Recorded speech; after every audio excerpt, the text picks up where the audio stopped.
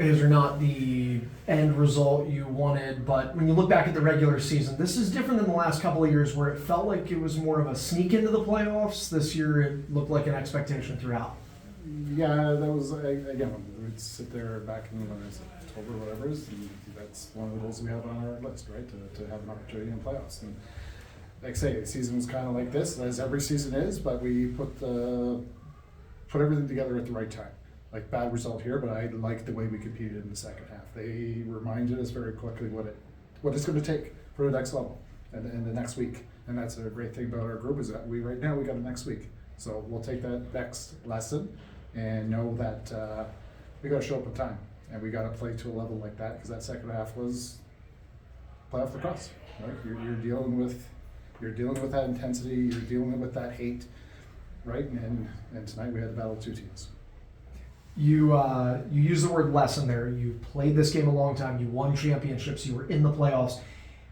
Nobody wants to lose, but is there something to be said about having this loss now as opposed to a week from now, and just, I don't know, maybe getting that taste back in your mouth after feeling a little invincible for a while? Yeah, 100%. I think it's the perfect opportunity or perfect timing for us, I guess. If we're going to have a stinker, why not do it in our last game of the year, right? Because, again, we got next week. So, again, reminder what we got to do.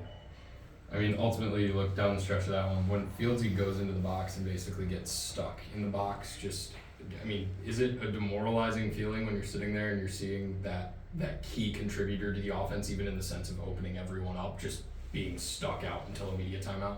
Yeah, 100%. But, that's a part of the rules of the game, right? I don't. That call should have been made a lot sooner and not have it escalated to where it did at that particular point, right? But like Fieldsy, again, the one good thing about it is Fieldsy was in the mix of that, right? And that's what we got to follow at some points. Is F you, I'm going to battle too, right? And that's if he's going to do that, we better follow suit. It definitely felt like that second half was a bit more of a pissed off Knighthawks, I guess, for lack of a better term. The way Matt Gilray was coming through to defend Fieldsy at that one end, just feel like that was a massive moment in the corner. Would you agree? Yeah, 100%. We had that urgency in the second half, and we've been talking about it for weeks now. Is that we've done sweet FL, right? And second half we came with that same mindset. We haven't done sweet FL. Coach, getting back to that kind of Fields penalty, you were really upset and you were talking back and forth with officials. Did they explain to you the call? Because the look to us looked like when Fieldsy got thrown into their bench that he was just really trying to get out of there and not escalate things. Did they explain why he ended up with a penalty on that?